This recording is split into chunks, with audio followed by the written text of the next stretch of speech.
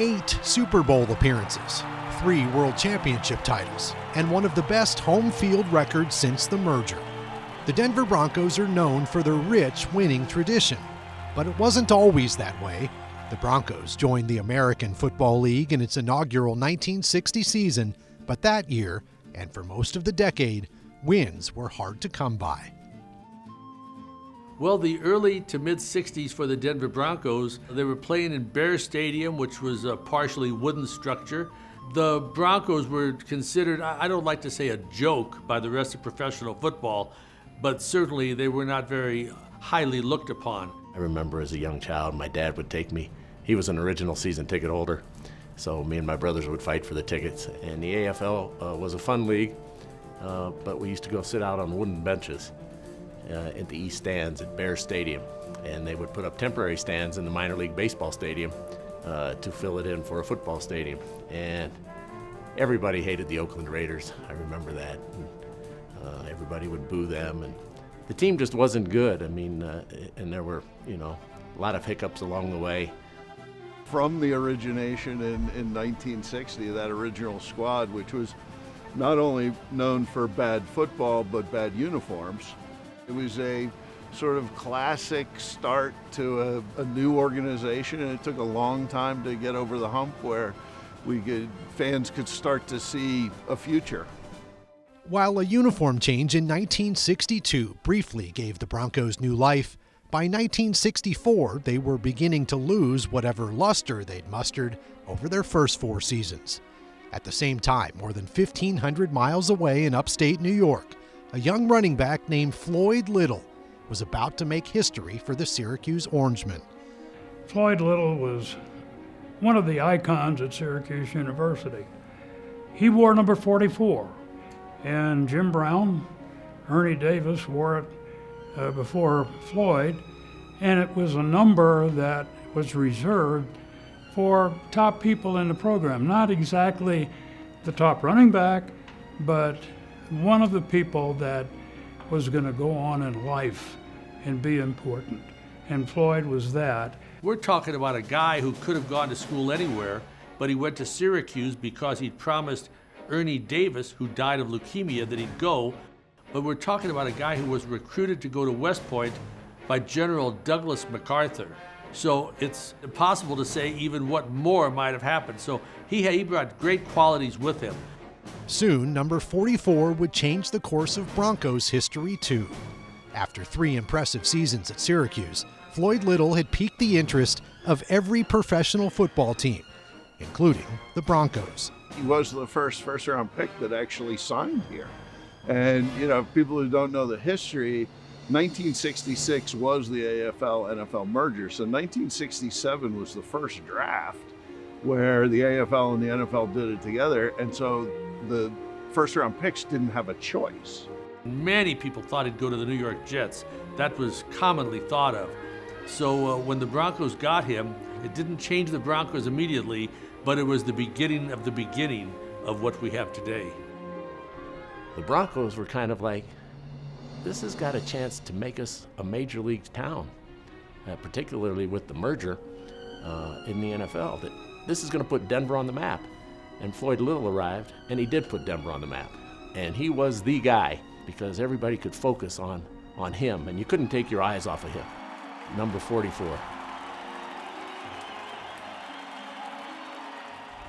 Coming up on 4 Quarters with the Denver Broncos. I went around door to door when I got signed to people in the community to come out and support this franchise.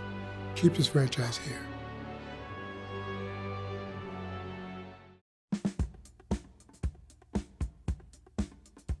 Floyd Little's arrival in Denver created a buzz never before experienced here in Broncos country. There was enough interest in Little and the Broncos that team owners Gerald and Alan Phipps decided to shelve discussions of moving the team to Birmingham and instead focus their efforts on raising money for the stadium renovations required by the NFL-AFL merger. The Phippses had purchased the Broncos in '65, but when the merger took place a bit later, the deal was all the AFL teams would go into the NFL if you had a 50,000 seat stadium. And at that point, Bears Stadium was not named Mile High Stadium yet and did not seat 50,000. I went around door to door when I got signed to people in the community to come out and support this franchise. Keep this franchise here. Because we're moving and I don't want to go. I want to be here. And they came out in droves. And I think if you look in the records, the Broncos have the most consecutive sellouts in almost 50 years. And I was a part of that. So Jim Sakamoto named me the franchise. That's how I got the name.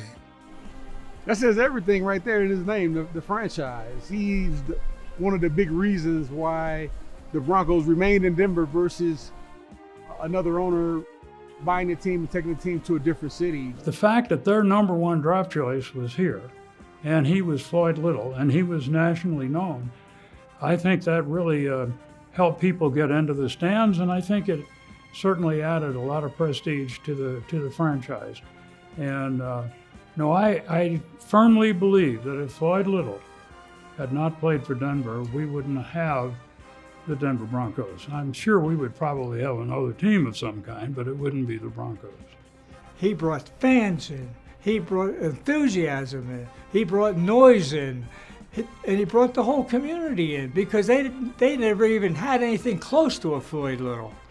And he was not only a star on the field, people in the city of Denver liked him. He gave them something to cheer for. The stadium succeeded, and it went to 50,000 before it went to 75. Denver was one of the smaller markets at that time in the AFL. Would have been really easy for the powers that be to abandon Denver. He was electric. Obviously, what we knew from him by reading the papers, the Denver Post and the Rocky Mountain News, and he was likable. He was affable. He was courteous. You could see he had great character. And then he'd dazzle everybody on the field. So instead of cheering for the score, because the scores didn't work out too well, we would all count how many yards Floyd Little had. And the big thing would be, you would hope, and you would start thinking, maybe he'll win the rushing title. There was a palpable excitement in Denver, but there was still one problem. Even with Little in the backfield, the Broncos simply weren't very good. In fact, the most highly anticipated rookie in franchise history was one of 26 first-year players on the roster. I believe there was a 33 or a 37-man roster at that time. But Lou Saban, who was a brilliant guy who'd won back-to-back titles with the Buffalo Bills, when he came here and was given control of the Broncos by Jerry Phipps, he said, I will not keep a guy who's just sort of kind of okay. We will have new guys who haven't failed yet. So they were almost all a rookie team. It was like an expansion team.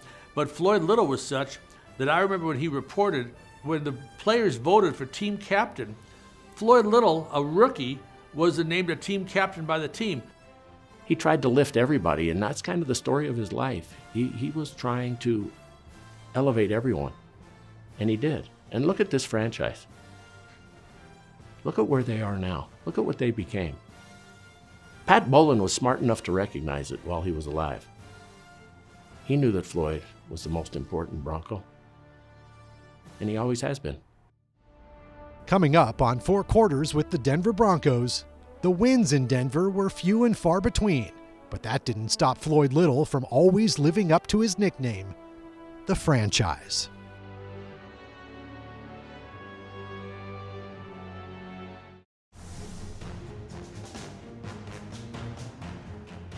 Throughout most of Floyd Little's career, the Broncos racked up their share of losses, but number 44 didn't let that stop him.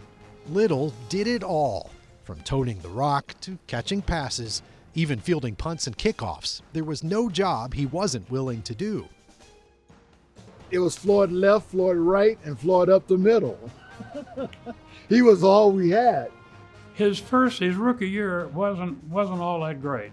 However, the next year, he led the team in rushing, in punt returns, and kickoff returns.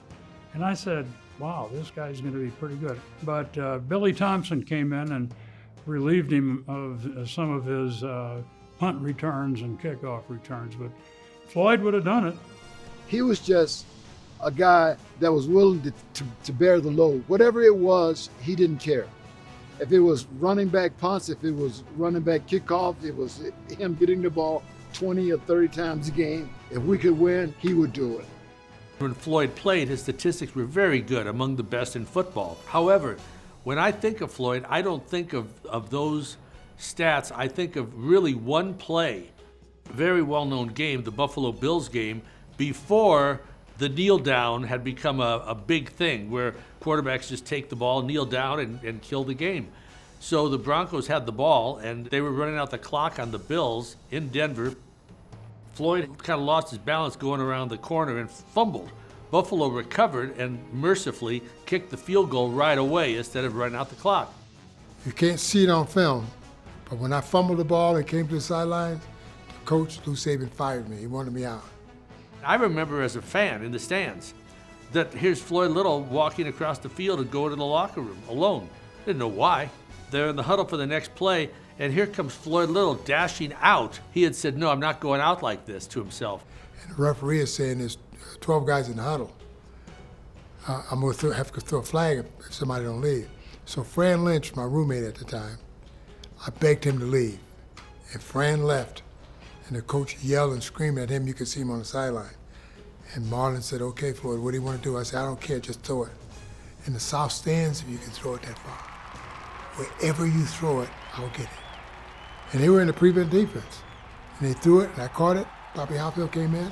I said, "Bobby, I need this." He said, "I got this, mate." And he kicked the field goal. We won. After the game, the media was all over Lou. Well, you fired him, and you were taking him out of the game, and he said, "Yeah," he said, "and he still might be fired." And then he said it because Floyd was walking by, and then after Floyd left, he said, "He's the best. He's my champion. He will never be fired."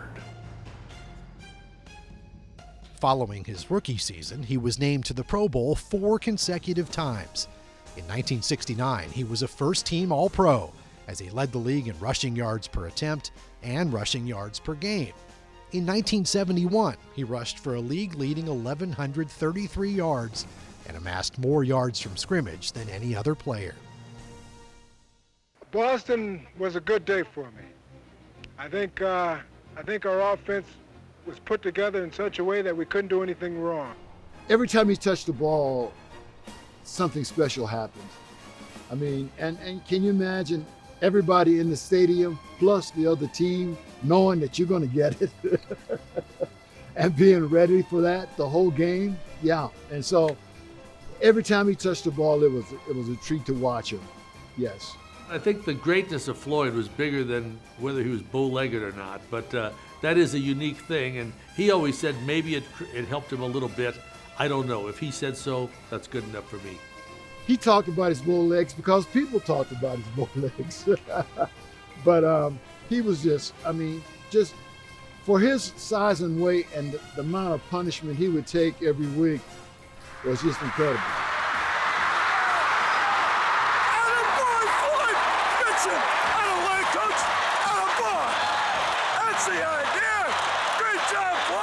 With 7 years in Denver on his resume, most of which were spent amidst a carousel of quarterbacks and behind makeshift offensive lines, the effects of the physical punishment finally began to catch up with him. While he didn't miss a game during the 74 and 75 seasons, by that time Little was well into his 30s and his workload had been reduced. But in his final game at Mile High, Little put on a performance worthy of his nickname. We knew it was his final home game. We didn't know it was going to be his final game. And the way I described it, I said it was like a stage. And it was sort of a misty day, and it was like this game was being played before a scrim or behind a scrim as we were watching it. And I often asked Charlie Johnson, Floyd says he went to the huddle and said, "Get me the ball. I want to score a touchdown." Did he really say that? He said, "We did what Floyd wanted to do." Floyd goes out, catches a pass out in the flat, and pretty soon he dodges one guy, dodges another guy with those bull legs. Floyd scores a touchdown. Broncos beat the Eagles. So that was indeed his last game. That was a beautiful moment. It was a sad moment, but it was a great moment. It was one of those moments where you're filled with joy and sadness. You don't know whether to laugh or to cry. And, you know, it was truly one of those times where you were crying because he's leaving, yet smiling because you had him. You could not have suggested a better ending for Floyd. The fans and the players carrying him off the field. It was right out of Hollywood, really. Coming up on Four Quarters with the Denver Broncos. He was so happy and he was so grateful and he was so thankful that he was finally recognized. And it meant so much to him. And it meant so much to all of us.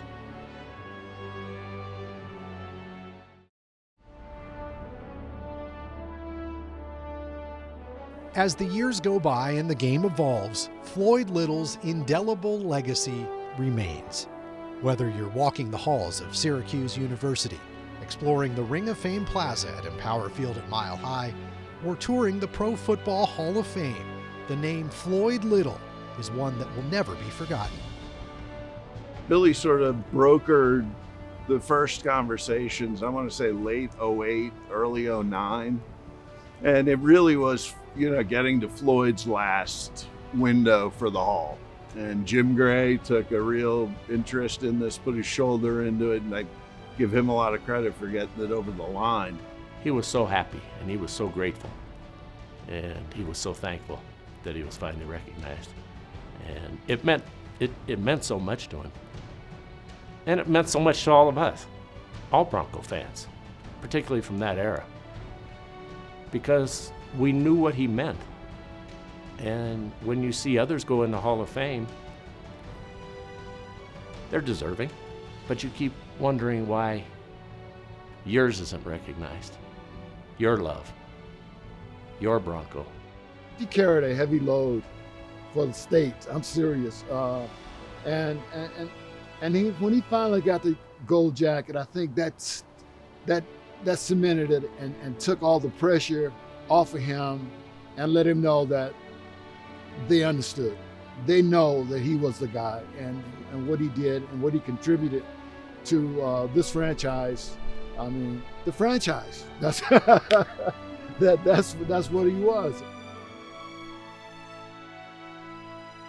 I wanted to play here because I had a connection with the fans here. I mean, when I got in the Hall of Fame, I really needed to thank them for their support. They used to hang around after the locker room, after games, just to say we'll get them next time. They go to the airport after we got beat by Kansas City or San Diego. There's 5, 6, 7, 8,000 people at the airport. Welcome back, good effort, we'll get them next time.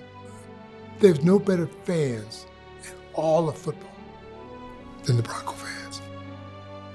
Just as he did on the gridiron, Floyd Little fought cancer boldly too, getting the most out of every day and every relationship until the very end. While his impact on the field was great, it's not the player we will miss the most. It was who he was as a person that left a lasting impression on those lucky enough to call him a friend. You know, there are a lot of things I'll miss about Floyd, but there are certain things about certain people that you remember from the first time and you're reminded of it every time you see him, whether it's a handshake or a smile. For Floyd, it was his hug. While they might knock the wind out of you, you knew he was happy to see you, and I looked forward to him every time I saw him, and I'll miss that most going forward. Oh, his friendship. It never went away. When you'd see him a year later, it was like we used to, like yesterday, hooping and hollering, high-fiving. That laugh. And he called me BT. I mean, just, him being, as soon as I see him, he would light up. And I would too. And we'd just hug and just, hey man, what's going on? How have you been? Yes, just that special feeling when he's around is what I'm gonna miss. You know, anytime you lose a friend and anytime it's really special and the person was close to you, whether you saw them often or infrequently, that's a tough loss. And I think in the case of Floyd Little, though, it's not just me, it's the whole city. It's Broncos country. He started coming back to Denver more, and you know, and then I moved back too. That's when I really got a chance to, you know, spend some good quality time with him and get to know what type of person that he was. And he's special, very special. Every single Bronco player and every single Bronco fan owes a tremendous debt of gratitude to Floyd Little. That's why they call him the franchise, because that's what he was, that's what he is, and that's what he always will be.